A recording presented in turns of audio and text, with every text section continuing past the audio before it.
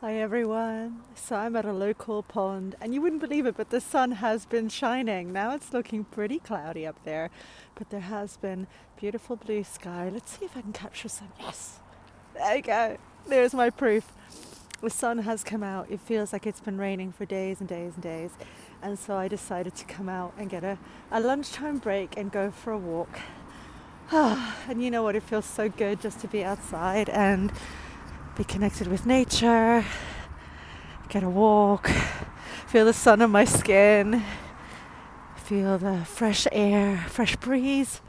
Look at the animals as well. You know, there's so many ducks around here and swans, and they're super cute. I really like them. In particular, ducks. I think the way they walk is just adorable. And yeah, look.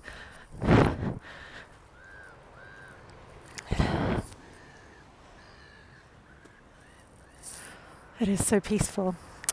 So, apart from sharing this moment with you, I'm also coming on to share some reflections. So, um, I work in community justice and I'm a social worker, work in a therapeutic trauma-informed team. And I'm very fortunate that as part of my social work role, I also get the opportunity to attend a lot of training. A lot of it is around trauma at the moment because we're really noticing that trauma happens to everyone in different ways, on different levels. Everyone has their own experience. But because of that, it's really important that we work in a trauma-informed way. Now, nationally in Scotland, we are really trying to make changes and implement a trauma-informed practice across the board, whether it's social care, social work, police, hospitals, the NHS, all of that. So really, I find a really exciting and interesting time, but it brings challenges with it as well because, you know, there's still often a lack of resources, a lack of finances, a lot of pressure on staff, and everyone's kind of doing the best they can, but we have this idea of this really powerful trauma-informed approach, but then we have the reality of maybe not being able to implement it in the ways we would like. Anyway, so this morning I attended a webinar offered by the SSSC. It's the Scottish governing body for social work. I don't know if they do social care as well. I'm not sure. But anyway, I have to register with them every year. It is part of my social work remit. And there's certain values that I have to adhere to and policies, etc., which is, I think, really good because it regulates social work. So I attended a webinar this morning. It was a 2-hour webinar and it was all about trauma-informed practice in the workplace and some amazing guest speakers that really inspired me to see that we can make changes, but also really made me reflect on the importance of considering that it may be that as I'll go with my kind of example. As a social worker, I am really passionate about working in a trauma-informed way and I try and make it every part of the work that I do. Now, I know most of my colleagues are the same. However, it's really challenging when the organisation itself maybe isn't as trauma-informed as it could be. Now, that could be for a variety of reasons. It could be resources, it could be a structural systemic issue.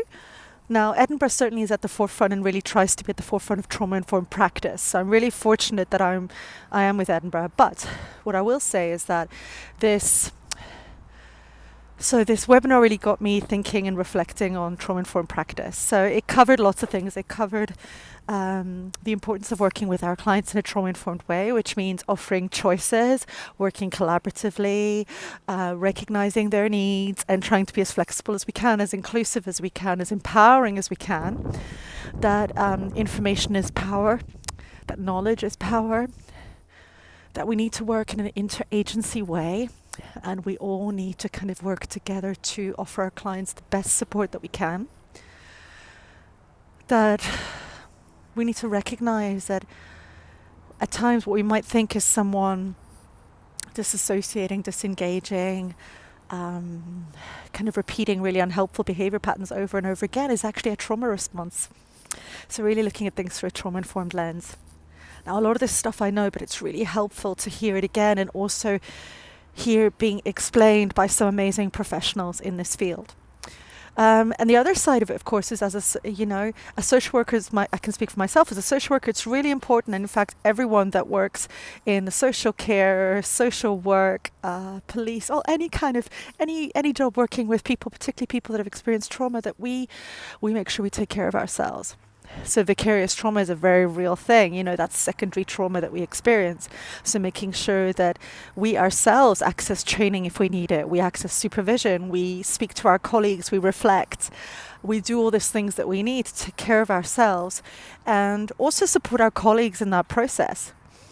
So there's so many different parts to this, but certainly what I took away today is that Scotland is really making efforts to be at the forefront of this, that there is a lot happening in the sense of thought being given to how policies need to be changed, laws need to be changed, processes need to be changed, resources need to be changed and adapted, and how trauma-informed practice needs to be an addition to all the practice that we already do. So yeah, it excited me. It excited me this morning to hear about where Scotland is going on a national level, to hear that people are talking about trauma-informed practice and really trying to make changes, to feel empowered to keep working in a trauma-informed way and offering clients choice, opportunities, resources, understanding, compassion, empathy, all these things, and empowering them rather than disempowering them by making them feel like they're misunderstood.